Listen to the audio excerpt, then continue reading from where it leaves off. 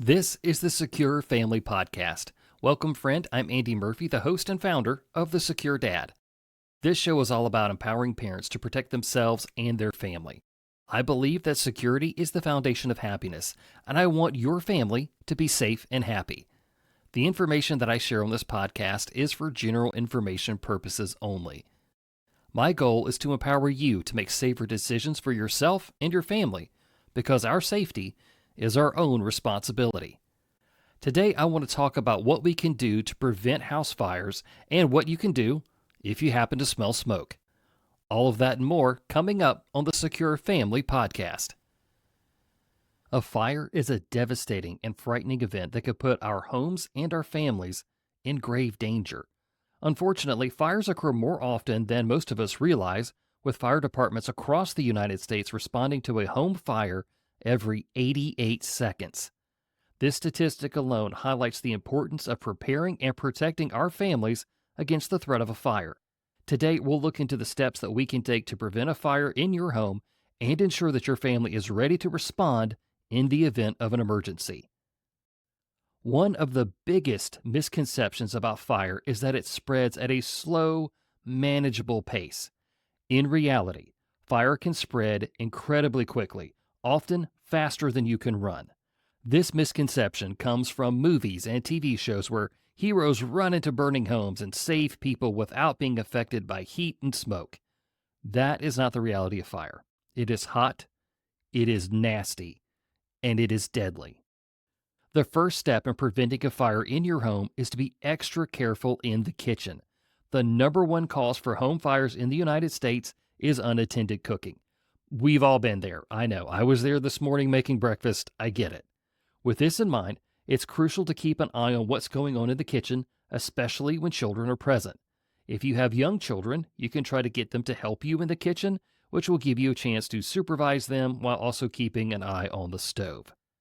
I've seen an incredible home security video of a dog jumping up at the stove, and it actually turns one of the burners on.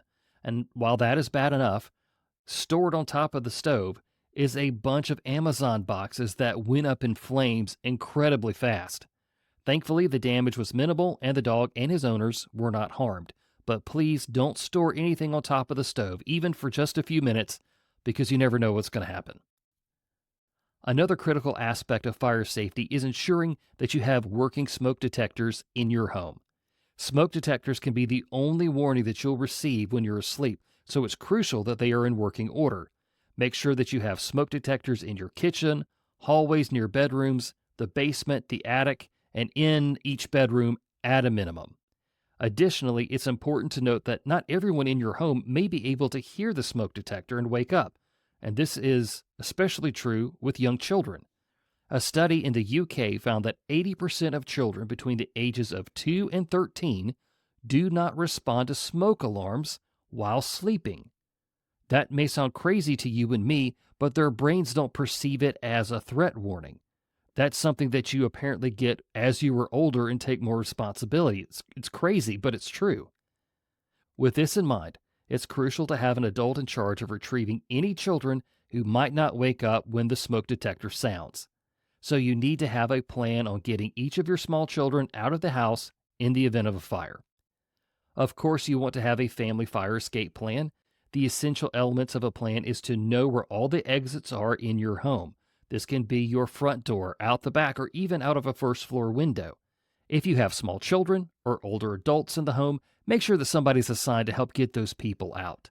And also assign a backup person in case that primary person isn't home. Then once outside, make a rally point for everybody to meet, and that one is very important. You need to know that everybody is out of the house. This needs to be a good distance from the house, as the heat and the flames may still be causing an issue even though you're outside. So maybe it's a neighbor's mailbox or somebody's porch, something like that. Don't just make a plan and hope that everybody's going to follow it. Practice it at least twice a year. There's no need to trigger the alarms. Just yell something like fire drill and let everybody jump into action. You may even want to let one of your kids do it to make it fun and kind of take the edge off the event. It's also important to own at least 2 fire extinguishers and know how to use them. Place one in your kitchen, as that's the room where fire's most likely to start, and then put another one near the bedrooms. If you have never used a fire extinguisher before, and that's actually common not to have used one, it's important to know the widely accepted acronym of PASS. P stands for pull the pin, A stands for aim low, the first S stands for squeeze the lever and do that slowly, and then the last S stands for sweep, which involves moving the nozzle from side to side to maximize the spray and increase your chances of putting out that fire. Also for the kitchen, please invest in a fire blanket. I think these things are great. They are used to put out grease fires and many other type of cooking fires. They're inexpensive, and you can deploy them in seconds and smother out the flame. I have a few of these myself. You can also put them in your car as well. Finally, if you live in a multi-story home, it's essential to have a fire escape ladder on hand. These ladders come in a box and they can be stored just about anywhere. So in the event of a fire, you and your family can use the ladder to escape from a window and climb down to safety. So if you know that you're going to have to go to your nursery to get your 10-month-old, put an escape ladder in that room. There are ladders in my son's room and in our room because those are the two places that we could evacuate from. As we wrap up, fire is a serious threat that can cause devastating harm to our homes and to our families.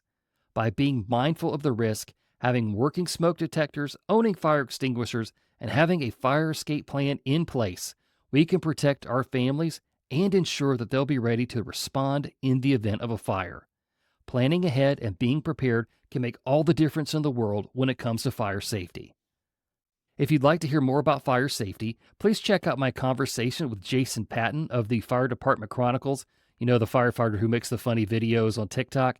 I had a great conversation with him. It was episode number 138 of the Secure Dad podcast. You can check it out wherever you're listening to this episode.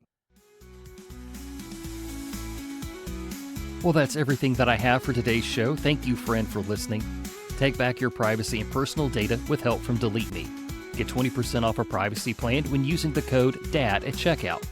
Delete Me is the official data removal service of the Secure Dad. Learn how to spot the signs that a predator may be targeting your kid online. Find out what you need to know with my ebook, Level Up.